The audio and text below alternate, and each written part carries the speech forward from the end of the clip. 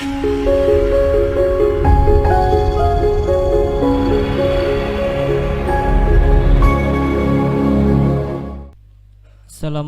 warahmatullahi wabarakatuh.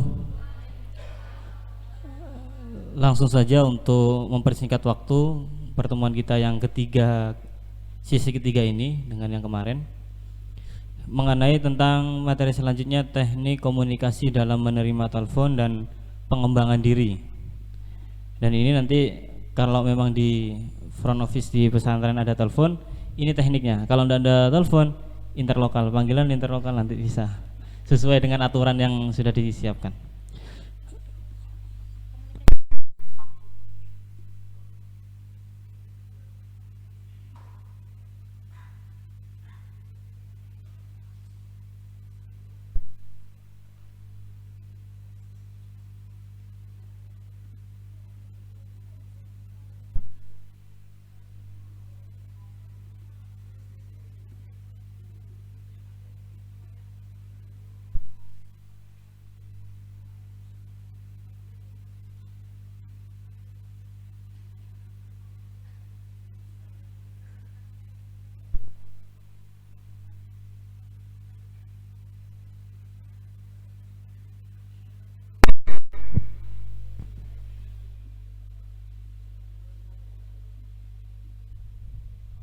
Ada kesalahan teknis untuk yang teknik komunikasi dalam menerima telepon dan pengembangan diri nanti diundur sesi keempat. Untuk sesi ini teknik tampil menarik karena waktunya dianggap lebih simpel yang teknik tampil menarik. Untuk lebih barokahnya kita buka terlebih dahulu dengan pembacaan surat Al-Fatihah. Al-Fatihah. Bismillahirrahmanirrahim. Alhamdulillahirabbil alamin. Iyyaka na'budu wa iyyaka nasta'in. Ihdinas siratal mustaqim. Shiratal ladzina an'amta 'alaihim ghairil maghdubi 'alaihim waladdallin.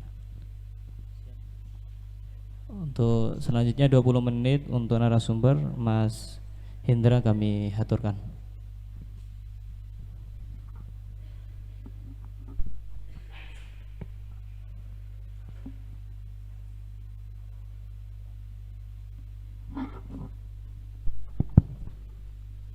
Oke, baik teman-teman, mohon izin saya di depan ya.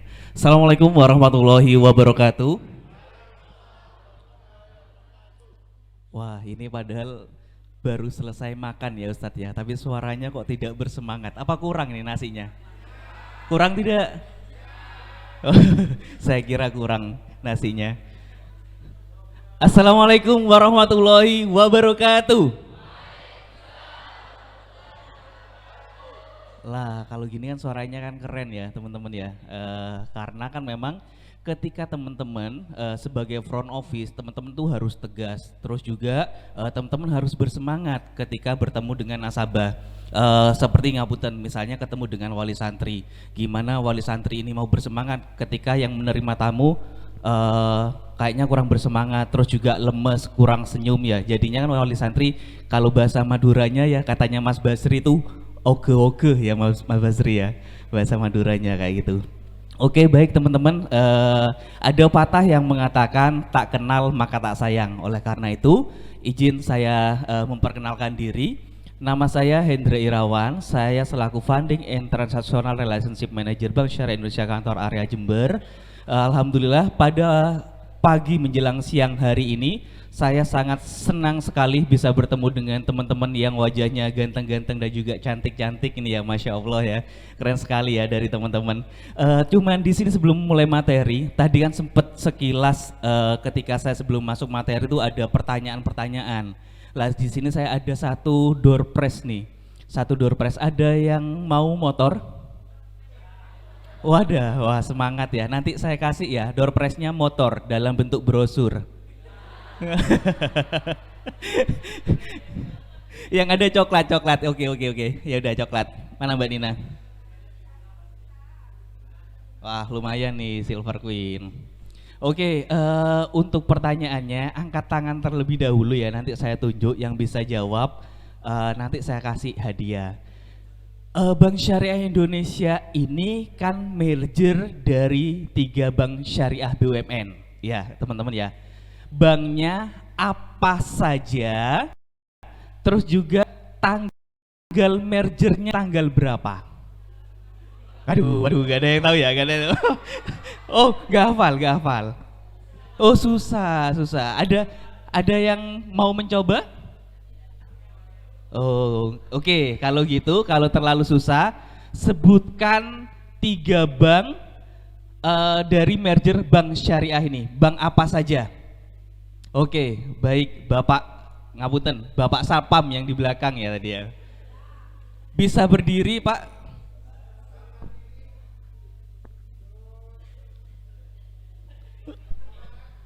G, Bank Mandiri, Muamalat. Oke, baik. Oke, terima kasih ya Pak, Anda kurang beruntung. Oke, ada yang mau mencoba lagi teman-teman? Oh iya, boleh, boleh. Yang di belakang, ibunya, ngapunten, monggo. Ibu, boleh berdiri Bu?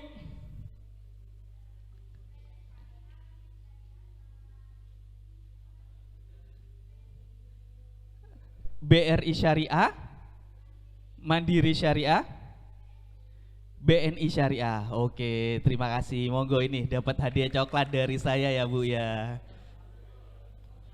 Mau Bu coklatnya? Oh, saya kira gak mau. Kalau gak mau buat saya aja kalau gitu.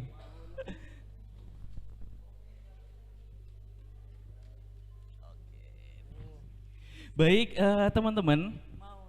Pada kesempatan siang hari ini saya akan menyampaikan materi tentang grooming ya. Tujuannya itu untuk apa saja? Mungkin tadi yang disampaikan oleh moderator, cara berpenampilan menarik.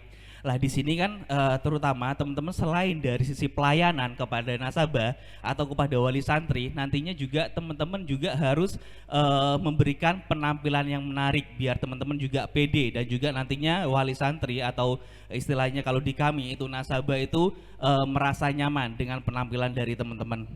Next Mbak Nina. Tujuannya yaitu dapat berpenampilan secara profesional, menguasai penampilan bekerja dan juga handal dalam berkomunikasi dan juga berinteraksi dengan nasabah. Nah di sini mungkin dari sisi materi yang akan kami sampaikan itu kurang lebihnya materi yang ada di perbankan ya teman-teman ya, cara berpakaian di perbankan. Akan tapi di sini sebagai bekalnya teman-teman nih nantinya apabila teman-teman ngapunten ingin meniti karir ke perbankan, minimal teman-teman itu bisa tahu ya cara berpakaian di perbankan seperti apa. Dan juga alhamdulillah nih dari salah satu alumni kita, alumni dari Ponpes Salafiyah Syafi'iyah ini ada yang merupakan alumni yang bekerja di Bank Syariah Indonesia. Namanya Mas Basri di depan. Boleh berdiri Mas Basri, yang mana? Monggo Mas Basri. Lah ini yang cewek-cewek ngapunten, yang perempuan ini banyak yang bertanya, gak kelihatan Pak, ya, gak kelihatan wajah gantengnya. Sini Mas Basri, ayo di sini. Ini biar menjadi motivasi dari teman-teman bahwasanya dari lulusan Ponpes Salafiyah Syafi'iyah Sukoharjo bisa menjadi karyawan Bank Syariah Indonesia. Tepuk tangan untuk kita semua. Oke, lah ini keren kan Mas Basri. Mungkin teman-teman jangan ngapunten ya, jangan berkecil hati. Mungkin nanti, wah nanti saya masuk pondok pesantren lulusannya jadi apa? Jadi kiai, jadi bunyai. Tidak ya teman-teman ya, banyak peluangnya ya ketika teman-teman mondok atau bersekolah di Ponpes Salafiyah Syafi'iyah Sukoharjo. Salah satunya bisa menjadi karyawan kami, karyawan dari Bank Syariah Indonesia. Next Mbak Nina.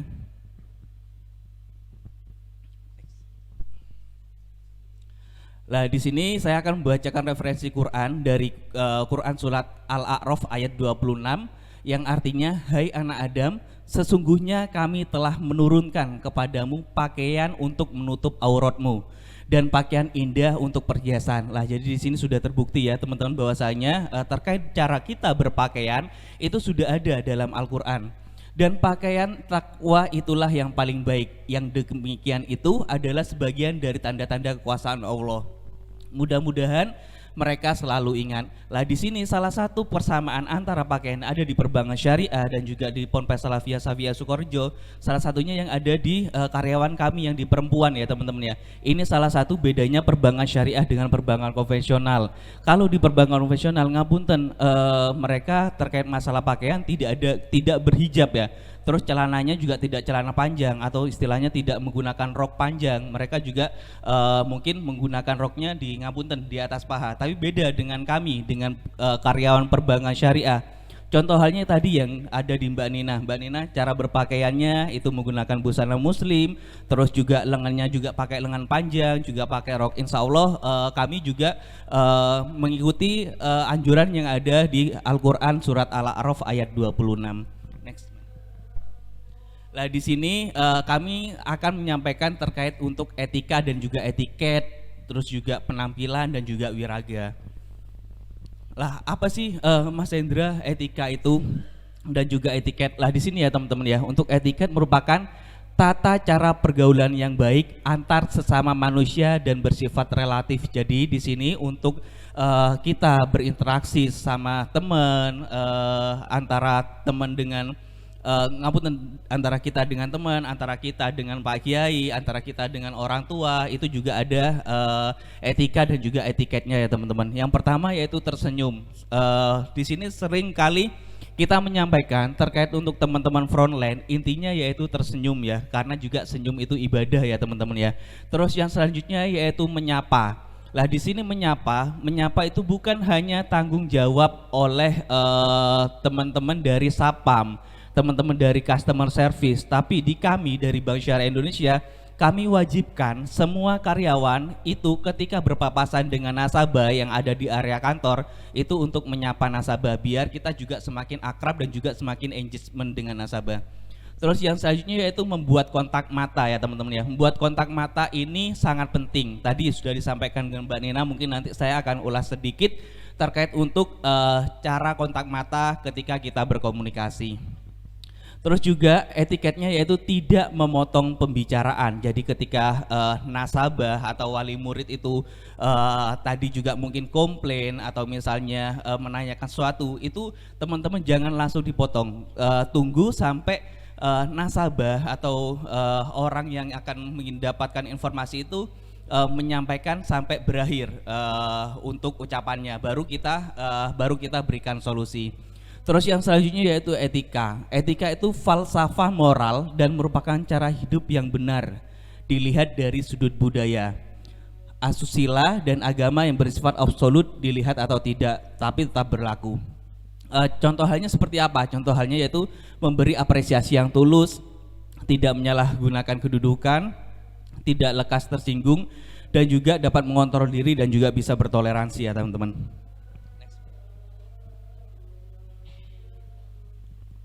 Sebelumnya boleh sekilas aja Mbak Nin. Sebelumnya lagi.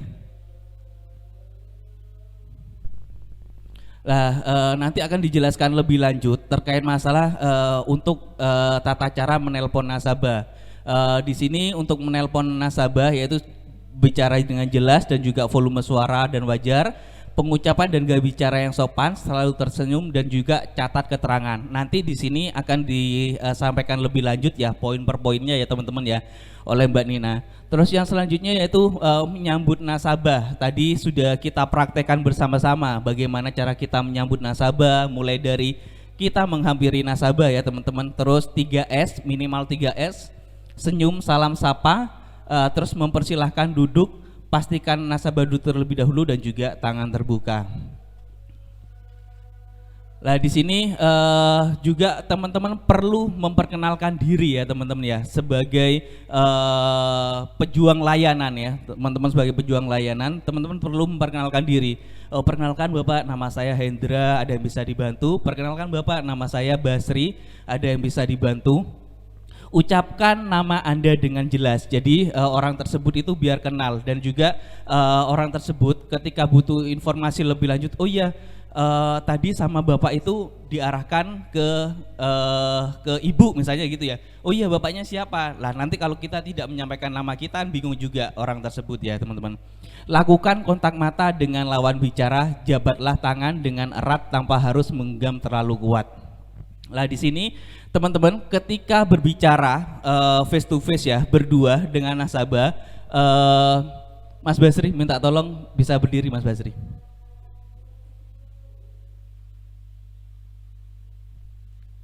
Oke, ngapunten ya, masih adzan ya. Izin bentar.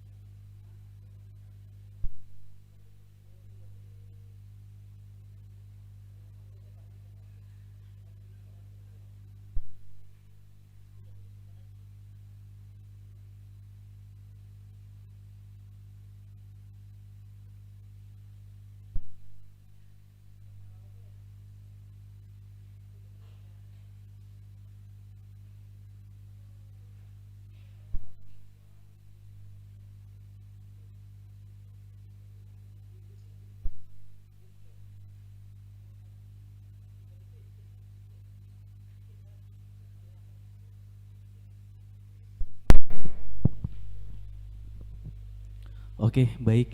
Mohon izin ya teman-teman, kami lanjutkan. Tadi sampai dengan berkenalan ya, yaitu ucapkan nama Anda dengan jelas, lakukan kontak mata dengan lawan bicara, dan juga jabatlah tangan dengan erat tanpa harus menggenggam terlalu kuat. Nah, di sini juga ada etika juga terkait dengan berjabat tangan.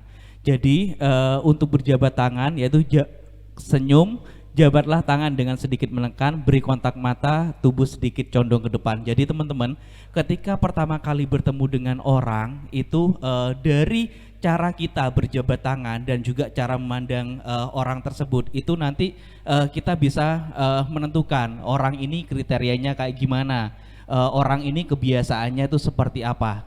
Ngapunten nggih, mungkin Mas Basri bisa berdiri. Oke lah, ini contohnya misalnya ketika kita pertama kali bertemu dengan nasabah ya teman-teman ya. Kalau misalnya di perbankan atau misalnya kita ketemu dengan wali santri, apabila kita berjabat tangan, kita langsung tatap. Jadi kita tatap kontak mata kita melihatnya, ngapunten ya teman-teman ya, izin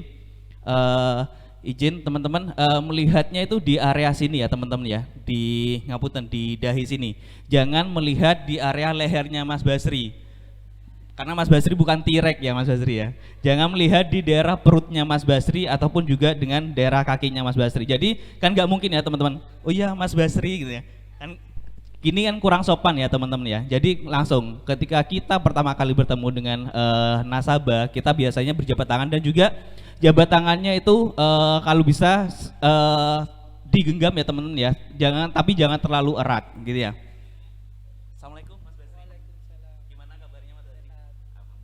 Oke, teman-teman mungkin ada yang mau berjabat tangan satu orang. Oke, boleh duduk Mas Basri.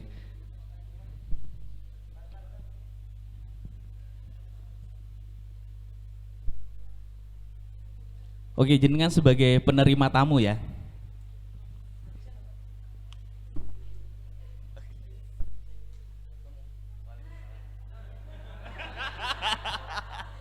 Oke, jadi ini tadi saya sudah mempraktekkan ya cara memegang atau berjabat tangan itu juga perlu diperhatikan ya teman-teman. Jadi gini ya teman-teman ya.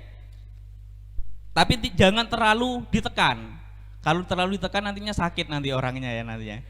Dan juga jangan terlalu gini ya teman-teman ya. Jadi harus yang sesuai ya teman-teman ya. Dan juga agak berjabat erat. Jadinya kan kalau gini kan semacam kayak tentara ya gitu ya, gagah ya teman-teman ya. Jadi oke, bisa ya kayak gitu ya. Oke, itu salah satu etika kita ketika berjabat tangan ya teman-teman. Next Mbak Nina. Terkait untuk penampilan, di sini ada kutipan yang disampaikan oleh Ongki Hajanto, di mana beliau mengatakan Anda tidak akan memiliki kesempatan kedua untuk membuat sebuah kesan pertama. Jadi ketika kita bertemu dengan seseorang itu istilahnya bahasa kerennya itu first impression ya teman-teman ya. Jadi kesan pertama itu penting karena kesan pertama akan menentukan kelanjutan bisnis kita ya teman-teman ya. Kalau misalnya kesan pertamanya, waduh kok kayak gini ya, jadinya kita agak males seperti itu ya teman-teman. Next Mbak Nina. Nah di sini terkait untuk penampilan ini memang sangat perlu diperhatikan oleh teman-teman. Karena penampilan adalah sarana komunikasi nonverbal kita dengan lingkungan. Karena terkait untuk komunikasi nanti akan dijelaskan oleh Mbak Nina, ada 3 V ya teman-teman ya. Yang pertama yaitu verbal, yang kedua yaitu vokal, yang ketiga yaitu visual ya teman-teman ya. Nah di sini untuk penampilan adalah sarana komunikasi nonverbal kita dengan lingkungan. Sikap dan penampilan yang positif menghadapi lingkungan adalah utama yang diharapkan. Pesona pribadi seorang dapat dilihat secara cepat melalui penampilan. Lah kalau penampilannya terkait masalah penampilan ya teman-teman, itu kan kalau masalah wajahnya ganteng dan tidak ganteng itu kan takdir ya, takdir kalau kayak itu. Kalau kita sih pengennya ganteng semua, pengennya cantik semua kan gitu ya. Itu kan takdir yang tidak bisa dirubah ya. Kan ada 2, takdir mualak sama takdir mubrom kalau nggak salah. Lah itu kan takdir. Tapi kalau masalah kerapian, berpenampilan menarik, wangi itu bisa teman-teman atur sendiri gitu ya. Kalau seperti Mbak Nina cantik gitu ya. Kita kan nggak bisa, pengennya kita terlahir cantik itu kan nggak bisa. Tapi kita bisa berpenampilan menarik. Caranya dengan apa? Misalnya berpakaian rapi, misalnya sebelum mau ke kantor itu pakaiannya disetrika, tidak lusuh, terus pakai parfum, seperti itu ya teman-teman ya. Terus juga penampilan seseorang dapat memancarkan pesona pribadi yang menyenangkan atau sebaliknya. Next Mbak Nina. Next. Nah ini ya teman-teman ya. Ini contoh-contoh, ini sebagai referensi atau sebagai pengetahuannya teman-teman ya. Ketika di dunia perbankan ya teman-teman ya. Ini nantinya perlu insya Allah. Nah di sini kan cara berpakaian ya teman-teman ya. Ada yang cara berpakaian terkait masalah untuk kemeja ya teman-teman ya. Kemeja untuk yang laki-laki ya, terutama untuk yang laki-laki.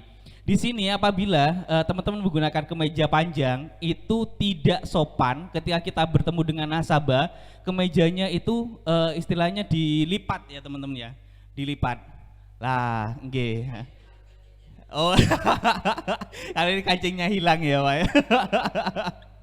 Nah, terus yang kedua ada foto yang pakai kaos dalam kuning ya teman-teman ya. Nah ini perlu diperhatikan ya teman-teman ya. Kalau terkait masalah untuk kaos dalam itu biasanya kita pakai kaos dalam yang warnanya putih atau ngapunten kaos dalam. Kalau ini kan kaos ya jadinya ya teman-teman ya. Kaos dan juga warnanya terlalu mencolok. Jadi ini kurang pas kalau digunakan oleh pegawai perbankan. Terus juga cara menggunakan baju ya teman-teman ya. Cara menggunakan baju, kancingnya jangan sampai dibuka sampai bawah ya teman-teman ya. Sampai kelihatan ininya ya, dadanya, jangan sampai kelihatan pusernya ya teman-teman ya. Jadi ada etikanya. Cara menggunakan baju juga sampai atas ini ya teman-teman ya. Jangan terlalu dibuka sampai bawah. Terus juga yang selanjutnya terkait masalah untuk celana ya teman-teman ya. Di sini untuk yang silang merah itu yang tidak diperkenankan. Kalau untuk yang centang hijau, centang goreng ya katanya Mas Bari ya, itu yang diperbolehkan. Jadi terkait masalah untuk celana juga tidak boleh melebihi sepatu ya teman-teman ya. Next Mbak Nina.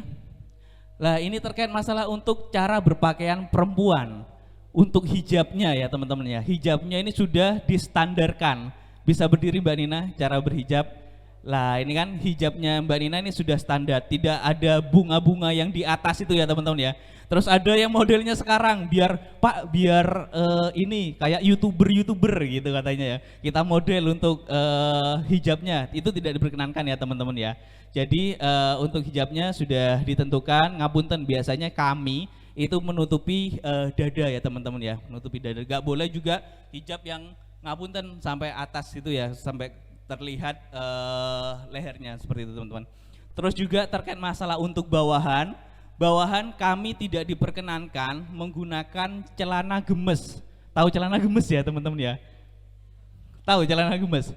Celana gemes itu celana apa?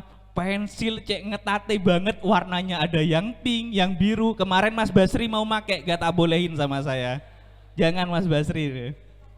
Banyak mudorotnya nanti kalau Mas Basri yang memakainya. Nah itu nggak boleh pakai celana gemes kayak itu ya teman-teman ya. Terus juga nggak boleh pakai celana 3/4 ya teman-teman ya. Yang ngapunten kakinya masih kelihatan juga tidak diperkenankan. Terus juga pakai rok yang di atas ini ya, di atas dengkul atau lutut itu tidak diperkenankan. Ya iyalah Pak, gak diperkenankan, masa atasnya pakai hijab, bawahnya pakai rok yang di atasnya lutut kan ya. Terus next Mbak Nina. Terus juga terkait masalah untuk penggunaan jaket kami juga sudah ditentukan. Jadi ini ada beberapa contohnya ya teman-teman ya. Jaket dalam bentuk jas. Kalau perempuan istilahnya apa Mbak Nina? Blazer ya, blazer, seperti blazer itu. Nggak pakai juga jaket yang ada logonya Barcelona atau MU karena sering kalah MU ya teman-teman ya. Boleh Pak pakainya Real Madrid, ada pendukungnya MU di sini. Wah, karena sering kalah ya, jadi nggak boleh pakai jaket yang ada logonya sepak bola. Oke teman-teman. Next. Terus juga di sini kami ada biasanya tuh kalau hari Jumat itu kita bisa menggunakan office look ya teman-teman ya, atau juga bisa menggunakan baju koko. Lah ini untuk ketentuan di kami Kalau untuk office look dan juga baju koko harus pakai lengan panjang dan juga kerahnya biasanya kerah Shanghai ya teman-teman ya. Next Mbak Nina. Ini untuk celana jeans, apabila di kami celana jeansnya juga sudah ditentukan. Next Mbak Nina. Kalau di sini mungkin teman-teman karena yang laki-laki itu menggunakan sarung ya, jadinya juga nantinya bisa disesuaikan dengan aturan atau tata krama yang ada di Ponpes Salafiyah Syafi'iyah untuk sarungnya. Terus juga apabila menggunakan batik ya teman-teman ya, apabila teman-teman wanita atau laki-laki menggunakan batik, lah batiknya juga harus lengan panjang dan juga bisa disesuaikan seperti ini ya contohnya ya untuk batik-batik yang wanita. Next Mbak Nin. Lah ini kalau untuk yang batik pria ya teman-teman ya, untuk batik pria itu yang diperbolehkan sebelah kanan itu bisa lengan pendek ataupun lengan panjang. Yang tidak diperbolehkan itu batik dikasih dasi ya teman-teman ya. Batik dikasih dasi nanti biar kelihatan keren karena ada teman-teman perempuan. Ya udahlah, batik saya tak pakai dasi gitu biar kayak pejabat, itu nggak cocok ya teman-teman ya. Jangan sampai teman-teman ketika menggunakan batik masih dipasangi dasi. Apalagi dasi kupu-kupu lagi ya. Itu tidak berkenankan ya teman-teman. Terus yang selanjutnya ada kadang orang itu yang sudah pakai batik lengan panjang dimasukin lagi ke dalam ke dalam celana gitu biar sopan dimasukin. Nah itu jadi itu memang etikanya tidak pas ya teman-teman ya. Ketika batik dimasukkan ke dalam celana itu ya. Pak biar keren Pak, biar Pak pakai batik gitu, dimasukkan dalam celana lagi. Waduh ya. Jadi kalau untuk batik etikanya memang ngapunten ya teman-teman. Seperti ini ya tampilannya. Jadi ditaruh di luar. Lah contoh halnya juga di sini mungkin Mas Basri, Pak Yamal juga tidak ada yang pakai batik dimasukkan ke dalam celana. Lah ini juga teman-teman perlu kita perhatikan kaos kaki. Kaos kaki ini harus senada dengan celana panjang. Kalau teman-teman lebih amannya yaitu pakai kaos kaki hitam ya teman-teman ya, karena itu lebih netral.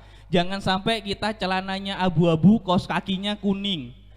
Jangan sampai kita pakai celana hitam, kaos kakinya biru teman-teman ya, atau misalnya pink gitu ya. Ada yang suka pink di sini. Jangan sampai pakai kaos kaki pink ya. Jadi di sini juga harus disesuaikan antara celana sama kaos kaki biar tidak tabrakan ya istilahnya ya teman-teman ya. Terus juga terkait untuk kaos kaki yang tidak diperbolehkan kaos kaki yang transparan. Kan ada ya kaos kaki yang transparan. Terus juga yang tidak diperbolehkan yang bawa sendiri ya teman-teman ya, yang ada di sini ya. Kaos kakinya ngapunten bolong-bolong. Habis dimakan tikus ya teman-teman ya. Terus biasanya jempolnya kelihatan gitu ya teman-teman ya. Itu tidak diperkenankan ya teman-teman ya. Terus kaos kaki ya warna-warni kayak gini ya, kayak modelnya yang reggae itu tidak diperkenankan. Terus juga kaos kaki yang biasanya ngapunten ya teman-teman ya. Saya kasih tahu contohnya. Kadang-kadang itu ini dulu pernah ya juga saya alami ketika saya masih SD Pak Yamal. Jadi karetnya ini ya teman-teman ya, biasanya karetnya ini sudah kendor ya teman-teman ya. Nah itu tidak diperkenankan ya teman-teman. Jangan sampai itu terjadi kepada teman-teman. Nah jadi karetnya ini untuk saat ini kan sudah pas ini ya, kan ada biasanya karena sudah 5 tahun tidak diganti dan tidak dicuci ya, kayak punyanya Mas Basri ini. Itu sampai karetnya itu sampai longgar ya teman-teman ya. Habis itu istilahnya dilipat seperti itu, atau kalau enggak dikasih karet gelang ya biasanya ya. Kaos kakinya itu dikasih karet gelang kayak gitu. Itu tidak diperkenankan ya teman-teman. Oke, next. Nah ini juga perlu yang diperhatikan untuk aksesoris wanita. Aksesoris wanita ini biar tidak terlalu mencolok juga ya teman-teman ya. Standarnya yang terkait untuk aksesoris wanita, perhiasan tidak berlebihan atau berbunyi saat bergerak gitu ya. Lah jadi teman-teman perempuan terutama itu kan terkait perhiasan tidak perlu terlalu banyak ya gitu ya teman ya. Takutnya nanti sambil ketika ada orang yang tanya, ngapunten dalamnya kiai mana? Karena pakai cincin ya. Oh di sana gitu ya. Cincinnya kelihatan gitu ya. Dalamnya bunya itu mana? Karena pakai gelang. sampai tangan segini ya. Oh di sana gitu, nggak mungkin ya teman-teman ya. Jadi terkait untuk aksesoris ini jangan terlalu berlebihan ya teman-teman ya. Jadi disesuaikan aja. Berukuran kecil dan sederhana, terbuat dari emas, perak, mutiara atau batu-batuan. Nah di sini juga terkait untuk cincin hanya dipakai di satu jari di satu tangan. Jadi cincin ini juga perlu diperhatikan ya teman-teman ya, di satu jari di satu tangan. Ini juga berlaku untuk cowok-cowok atau laki-laki. Biasanya laki-laki ini kan sukanya akik ya, bapak-bapak ya. Sukanya akik, jangan sampai nanti akiknya lima-limanya dipakai semua di semua jari, kayak tesi gitu ya. Itu tidak diperkenankan ya teman-teman ya. Apabila yang cowok ingin menggunakan batu akik, cukup yang digunakan satu saja. Jangan sampai, oh mas koleksi saya batu akik itu satu timba di rumah, mau saya pakai semua. Lah itu tidak diperkenankan ya teman-teman ya. Jadi cukup satu aja ya teman-teman. Maksimal aksesoris di 7 titik untuk wanita ya. Tadi itu contoh perhitungan titik aksesoris, ada anting, kalung, kacamata, gelang, cincin dan juga jam tangan. Lah jam tangan ini cukup satu saja ya teman-teman ya. Boleh di tangan kiri atau di tangan kanan. Jangan sampai jam tangan dua-duanya, itu tidak boleh. Satunya jam tangan, satunya jam dinding di sini nanti takutnya. Jangan sampai ya teman-teman ya. Cukup satu saja. Oke, next Mbak Ina. Nah ini terkait masalah untuk wiraga, yaitu sikap berdiri. Next, kurang lebihnya seperti ini ya teman-teman ya, untuk sikap berdiri. Lah ini nantinya juga ada sangkut pautnya dengan sikap berdirinya untuk sapam dan juga teman-teman yang ini ya, yang menerima tamu. Next Mbak Nin. Jadi di sini untuk sikap berdiri, yaitu pertama tegap ya teman-teman ya, tarik otot perut, tumit di depan dinding sekitar 15 cm, bokong punggung bahu kepala menempel dada dinding. Lah keuntungan menampilkan sikap positif, tampil menarik, terus juga terkesan percaya diri, letak busana tampak rapi, tubuh terlihat proporsional dan juga baik untuk kesehatan. Lah ini ya teman-teman ya, ini sikap berdiri wanita. Lah jadi sikap berdiri juga ini kami atur ya teman-teman ya, dari perbankan itu sudah ada standarisasinya. Lah sikap berdiri, kaki di depan bertumpu pada kaki belakang. Lah jadinya gini ya teman-teman. Gitu ya Mbak Nina ya. Nah, terus juga yang tidak diperbolehkan itu mengangkang ya teman-teman ya, sorry ngapunten. Jadi ketika wanita berdiri seperti ini nggak boleh ya teman-teman ya. ini contoh ya, ngapunten ya, biar teman-teman juga nantinya ketika siapa tahu nanti karirnya ke perbankan, ini juga penting ya teman-teman ya. Terus posisi tangan, lah posisi tangan itu standarnya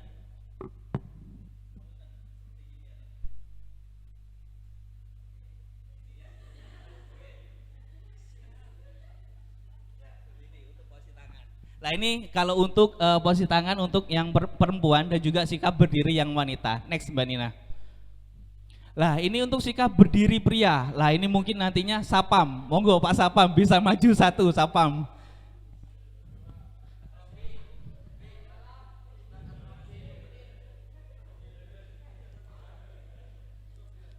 Monggo Pak Sapam. Pak Nasir, ada Pak Nasir.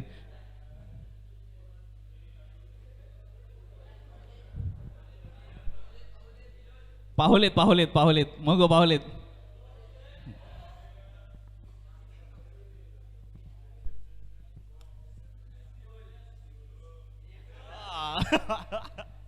Oke Pak Hulid, coba Pak Hulid sikap berdiri. Gimana Pak Hulid? Sikap berdiri. Oh iya, lah ini ya teman-teman. Lah sikap Pak Hulid ini sudah keren ya teman-teman ya. Seperti tentara ya Pak Hulid ya, keren ya.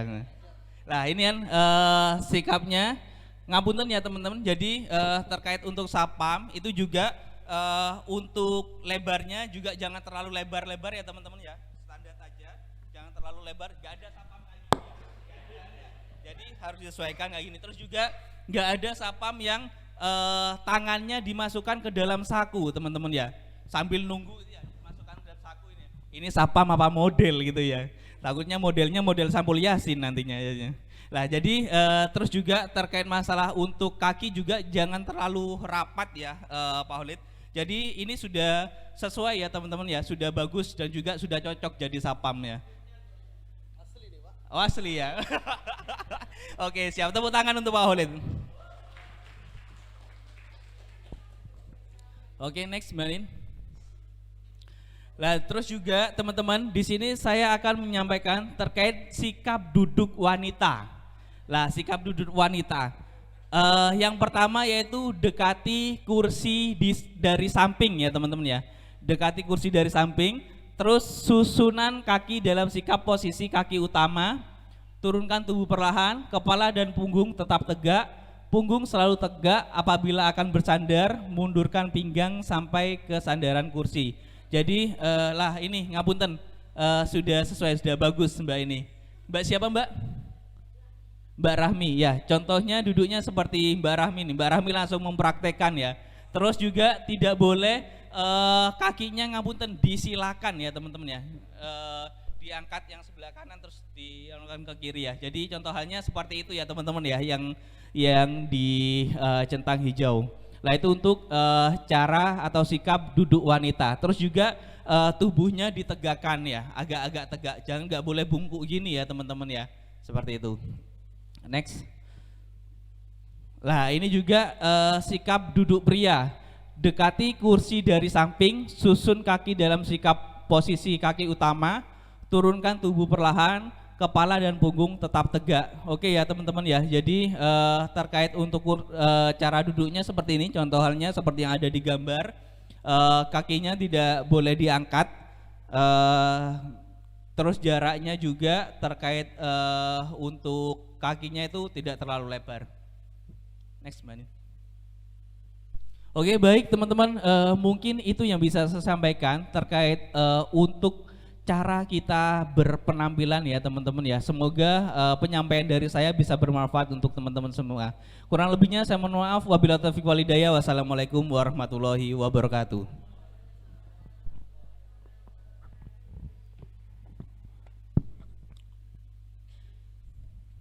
Itulah tadi penyampaian tentang teknik tampil menarik. Ada beberapa poin yang kami catat bahwa ketika penampilan kita profesional dan memperhatikan, kalau di BSI ada memperhatikan syariat. Ketika tampil menarik, kita harus tersenyum, menyapa, kontak mata, jabat tangan yang sudah dicontohkan tadi, dan juga kostum yang sudah dipaparkan barusan. Dan di sini juga tertera aksesoris. Aksesoris ini tentunya di dalam dunia santri kan bermacam-macam. Tapi yang kalau kriteria yang Bapak jelaskan kan tadi yang berbunyi itu biasanya aksesoris pecak biasanya. Nah, tak tok itu kalau mungkin ini menjadi larangan, dilarang menggunakan pecak mungkin. Karena ini mengganggu telinga katanya. Kalau yang seperti jam tangan sampai 5 aki itu sebagian mungkin ada, tetapi itu setelah pelatihan ini bagaimana kriteria yang ada di aksesoris ini bisa tertangani semua. Untuk selanjutnya 2 penanya dari putra dan 2 penanya dari putri. 1, 2. Silakan maju ke depan. Putri, 2 penanya. 2 penanya putri. Kalau memang tidak ada jatah kami berikan ke putra. Putri ada? Paham semua? Silakan untuk putra yang sedang ngajeng ke depan. Assalamualaikum warahmatullahi wabarakatuh. Waalaikumsalam warahmatullahi wabarakatuh. Narasumber yang kami hormati beserta seluruh teman-teman semuanya, fizakumullah jami'an. Dalam paparan materi terkait dengan bagaimana tata cara berpenampilan yang menarik, ini tadi sudah disebutkan terkait dengan penampilan baik busana dan juga bagaimana dalam kontak mata, sopan santun dan lainnya. Yang ingin kami tanyakan terkait dengan fisik. Apakah kalau untuk pesantren kan mungkin sudah khusus. Kalau untuk di bank itu yang harus berpenampilan menarik ini ada ketentuan fisiknya harus tinggi atau harus ramping, tidak menonjol ke depan gitu. Dan kalau misalnya sudah berpenampilan menarik, biasanya kan di bank itu kan bahasanya pakai bahasa nasional. Lantas bagaimana ketika ada nasabah atau tamu yang ke instansi namun tidak lancar berbahasa nasional, apakah kita harus pakai bahasa daerah atau tetap dengan konsisten bahasa nasional itu? Terus selanjutnya ini pengalaman pribadi kami. Kebetulan di depan asrama kami, di asrama cabang, ada Bank Syariah Indonesia. Suatu kesempatan kami pernah mengambil uang di bank tersebut. Akan tetapi ketika kami mengambil uang dengan ketentuan nominal yang sudah ada, mesinnya itu jalan, krek cakrek gitu, struknya itu keluar, tapi uangnya nggak keluar. Sehingga kami bingung, wih, uang kiriman 1 bulan nggak keluar, tapi terpotong itu Bu di ATM-nya itu. Kami bingung, nelpon orang tua dimarah-marahin gitu. Akhirnya klarifikasi ke bank tersebut, memang katanya banyak terjadi kesalahan di Bank Syariah. Apakah itu dibenarkan dan mungkin bisa dijawab kenapa kok seperti itu? Dan korbannya bukan hanya kami, banyak teman-teman di asrama kami yang uangnya termakan tapi uangnya nggak keluar. Nggih. Jadi itu, terima kasih. Assalamualaikum warahmatullahi wabarakatuh. Bismillahirrahmanirrahim. Assalamualaikum warahmatullahi wabarakatuh. Terima kasih kepada sang moderator yang telah memberi kami waktu dan kepada yang terhormat para narasumber terkait pertanyaan kami, yakni tentang tampil menarik tadi, Pak. Jadi tadi telah dikatakan tampil menarik itu bukan hanya dari segi pakaian, atribut visual saja, tapi juga ada yang memang tidak bisa dirubah tadi, yang mana itu adalah tampang wajah, entah itu cantik atau tampan, seperti itu. Jadi yang saya tanyakan di sini adalah, jadi seperti ini Pak, soalnya Pak, ada celutukan dari teman saya bahwa ketika saya mengikuti pelatihan penghikmatan pesantren front office ini, saya diceletuki gini, kamu ini nggak pantas masuk front office, kamu jelek katanya. Nah, itu makanya saya butuh klarifikasi gitu Pak, klarifikasi yang benar itu yang bagaimana dari Bapak. Apakah ada standarisasi, jika ada angkanya 1 sampai 10 yang terbesar, angkanya itu standar angkanya nomor berapa, dan muka saya ini masuk nomor berapa gitu Pak.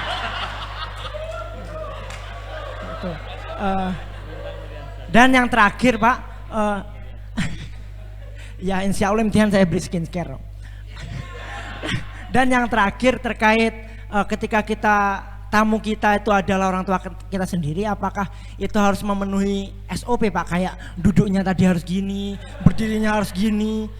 Kan kalau sama orang tua biasanya udah saling itu Pak, apa istilah fair-fairan gitu. Jadi saya minta penjelasannya agar tidak salah takut dikira gimana sama orang tua, kamu kayak robot aja gitu.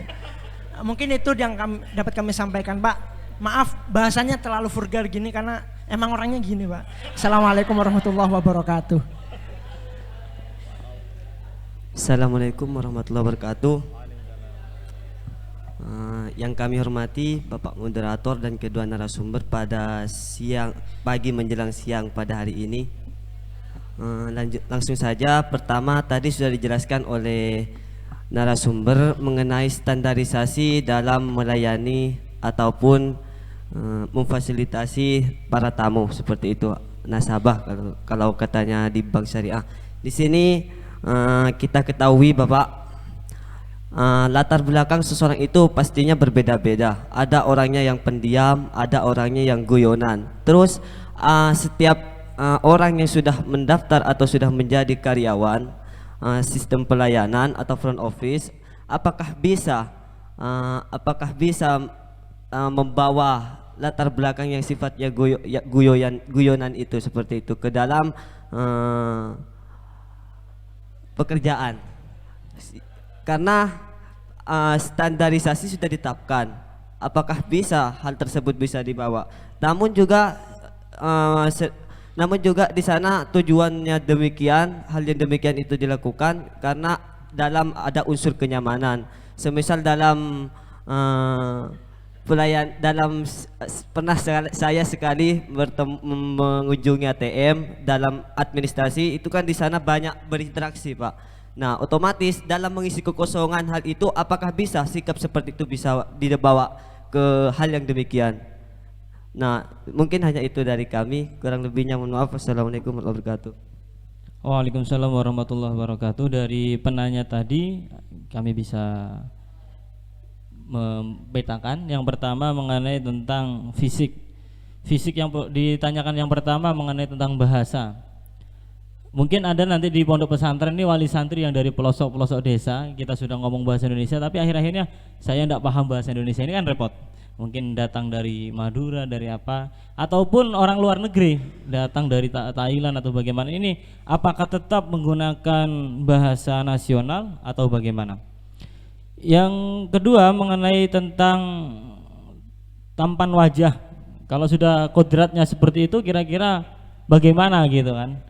Dan juga ini lari ke latar belakang, orangnya sering guyon, takutnya ketika nanti menerima tamu ada komedi-komedi, itu kira-kira ada prinsip atau ketentuan tertentu. Selanjutnya latar belakang orang tua sendiri dengan teman-teman akrab, kalau kita terlalu formal dikira robot katanya tadi Pak. Nah, itu bagaimana? Apakah memang ada dispensasi atau belakang? Yang terakhir ngambil uangnya tidak keluar tapi resinya terpotong. Itu jawaban pribadi nanti ada kami pasrahkan kepada narasumber. Oke, baik teman-teman ya. Ini pertanyaannya cukup bagus dan juga cukup menarik ya pertanyaannya, Pak. Saya nggak kepikiran kalau ada pertanyaan seperti ini padahal ya. Jadi saya tidak menyiapkan jawaban untuk pertanyaan seperti ini ya, jadi teman-teman. Jadi coba saya jawab untuk pertanyaan pertama, Pak, apakah ada ketentuan menarik terkait masalah untuk postur ya, untuk masuk ke Bank Syariah Indonesia, terkait masalah untuk tinggi badan dan juga lain-lain. Iya teman-teman. Jadi terkait masalah untuk ketentuan postur itu memang ada persyaratannya ya teman-teman ya dari Bank Syariah Indonesia. Jadi memang ketika kami membuka lowongan di awal itu sudah kami jelaskan. Yang pertama misalnya memiliki KTP, terus juga S1 misalnya kayak gitu ya. Terus berpenampilan menarik. Lah terkait masalah untuk penampilan menarik ini kami tidak melihat orang tersebut itu cantik atau tampan ya teman-teman ya. Buktinya saya tidak terlalu tampan juga bisa masuk ke Bank Syariah Indonesia. Kalau Mas Basri sudah otomatis, Mas Basri ini tampan, ada keturunan Arab ya Mas Basri ya, Arab maklum kalau Mas Basri ya. jadi kalau terkait masalah terkait ketampanan dan juga kecantikan itu sudah menjadi takdir ya teman-teman ya, itu tidak bisa dirubah. Jadi yang bisa teman-teman rubah salah satunya dengan apa ya, salah satunya dengan berpenampilan menarik. Penampilan menarik ini bisa salah satunya contohnya ketika kita mau masuk dunia kerja, mau ngelamar kerja, ya yang simpel saja, bajunya jangan sampai kusut ya teman-teman ya, jangan sampai lungset istilahnya kalau bahasa Jawa, disetrika dulu biar rapi. Terus juga rambut itu pakai minyak rambut ya teman-teman ya, kalau anak cowok sekarang itu pakai pomade ya biasanya ya. Jadi itu juga perlu diperhatikan, itu hal-hal yang simpel. Juga sisiran yang bagus, juga jangan terlalu rambutnya jabrik-jabrik ya teman-teman ya, atau apa istilahnya moha gitu ya. Biasanya menggunakan tampilan yang rapi. Terus juga terkait masalah bahasa ya, Pak bagaimana nih Pak kalau misalnya kita kerja di BSI di suatu daerah, orang tersebut itu tidak bisa berbahasa Indonesia, apakah kita harus menggunakan bahasa Indonesia? Jadi teman-teman di sini kami dari Bank Syariah Indonesia itu tidak terlalu saklek ya teman-teman ya. Jadi kami memang standarisasinya itu semuanya menggunakan bahasa Indonesia. Tapi insya Allah sih kalau untuk saat ini bahasa Indonesia karena bahasa nasional ya teman-teman ya, kebanyakan masyarakat itu sudah mulai bisa ya teman-teman ya. Apalagi sekarang sudah alhamdulillah masyarakat kita sudah mulai mulai melek pendidikan ya teman-teman ya. Akan tapi apabila sudah nasabahnya memang wis mentok, nah wis mentok itu nggak bisa pakai bahasa Indonesia, ya nggak apa-apa teman-teman, pakai bahasa daerah tersebut. Dan juga kadang-kadang contoh halnya nih seperti Pak Yamal. Pak Yamal ini bukan orang asli Situbondo, orang Surabaya gitu ya. Ketika Pak Yamal bertemu dengan nasabah, orangnya Pak Yamal pakai bahasa Indonesia atau bahasa Inggris, orangnya pakai bahasa Madura, ya Pak Yamal harus menurunkan standarnya Pak Yamal. Jadi Pak Yamal harus mengikuti bahasa setempat. Kalau misalnya nggak ada penerjemah, kalau Pak Yamal nggak tahu, biasanya ada teman-teman sekitar gitu ya, atau karyawan sekitar. Karena kita di BSI itu juga biasanya ada putra daerah ya, yang memang daerah situ, yang memang mengerti bahasa setempat ya teman-teman ya. Jadi di sini terkait masalah untuk bahasa itu tidak terlalu saklek ya teman-teman. Jadi buat nasabah itu nyaman dan juga enjoy dengan kita. Termasuk salah satunya tadi juga dengan yang disampaikan oleh Mas Bintang, Pak gimana nih Pak, kalau misalnya ada orang tua saya datang ke bank, apakah saya harus bersikap standar seperti sapam atau gimana? Nanti takutnya saya dikutuk nih Pak, jadi batu sama orang tua saya gitu. Jadi terkait masalah seperti itu Mas Bintang, insya Allah boleh Mas Bintang, boleh fleksibel ya. Apabila kalau kita sudah kenal atau sudah akrab gitu ya. Kalau biasanya kalau nasabah sudah akrab itu kita sudah nggak perlu pakai yang formal-formal gitu kan ya. Yang penting nasabah itu nyaman dengan kita kan gitu ya. Nah apabila ketemu sama orang tua ya biasa aja sudah. Kalau memang adatnya cium tangan, cipika-cipiki ya nggak apa-apa sih Mas Bintang gitu ya. Tapi kalau ada yang baru kenal itu langsung cium tangan itu kan agak aneh ya. Jadinya langsung jadinya menggunakan standarisasi terkait untuk orang tua. Terus juga menyambung terkait dengan ini ya, yang ATM ya, ATM. Pak, saya ini penarikan di BSI di dekat pondok itu narik uangnya tidak keluar, saldonya itu sudah kepotong. Lah ini sepertinya pertanyaan titipan ya dari teman-temannya Mas Bintang nih ya, suruh tanya itu semua ya, karena banyak yang uangnya yang nggak keluar. Oh dari Kusik. Padahal sudah ditungguin 3 hari 3 malam ya Mas Bintang ya di ATM, uangnya kok masih tidak keluar. Jadi teman-teman terkait untuk hal tersebut tidak perlu khawatir ya teman-teman, karena ini bukan kebiasaan atau Pak ini jangan-jangan ATM-nya BSI kayak gini semua ya Pak ya. Tidak ya teman-teman ya, kebetulan saja ada maintenance ya biasanya ya teman-teman ya. Terkait masalah uang tersebut teman-teman tidak perlu khawatir, karena sesuai dengan SOP yang ada di kami itu maksimalnya akan kembali 14 hari kerja ya Mbak Nina ya, 14 hari kerja. Akan tapi biasanya sih teman-teman itu 1 atau 2 hari bisa kembali langsung ke rekening, atau kadang-kadang juga saya pernah juga mengalami uangnya nggak keluar itu langsung di retur ya Mbak Dina ya, langsung di retur, langsung masuk lagi ke rekening kita. Terus apa yang harus dilakukan? Gimana nih Pak, saya bingung nih, khawatir uang ini nggak kembali. Yang pertama teman-teman, apabila teman-teman menggunakan BSI Mobile atau mobile banking BSI, teman-teman sudah bisa masuk ke menu pengaduan ya, ke menu pengaduan. Di menu pengaduan itu bisa diketik ya teman-teman ya, kendalanya itu apa. Itu biasanya lebih cepat ya teman-teman ya. Nantinya teman-teman akan mendapatkan kode komplain, akan tapi apabila teman-teman masih dirasa, oh Pak saya masih khawatir Pak ini uangnya nggak kembali, teman-teman bisa datang ke kantor BSI terdekat. Dalam hal ini seperti di payment point yang ada di Ponpes Salafiyah Safiyah Sukoharjo. Mungkin itu tadi jawaban, saya rasa sudah lengkap untuk para penanya tadi. Untuk sesi selanjutnya break istirahat untuk sholat duhur berjamaah. Untuk yang dari panitia, untuk santri putra sholatnya di Masjid Jami Ibrahimi dan diusahakan tidak kembali ke asrama, karena tepat pukul 1 kita akan kembali lagi untuk materi. Bisa tidur-tiduran sana sudah di masjid. Dan untuk santri putri nunggu instruksi dari keamanan putri mau diarahkan kemana. Yang penting tidak diarahkan ke masjid juga, dan tidak diarahkan di asrama, harus tetap di dalam posisi ini. Dan untuk dari bank bisa meninggalkan tempat disesuaikan. Ya mungkin hanya itu yang bisa kami sampaikan. Kita tutup dengan wal asri. Bismillahirrahmanirrahim. wal asri innal insana lafi khusri illal ladzina amanu wa amilus Kurang lebihnya mohon maaf. Ihdinas siratal mustaqim. Wassalamualaikum warahmatullahi wabarakatuh.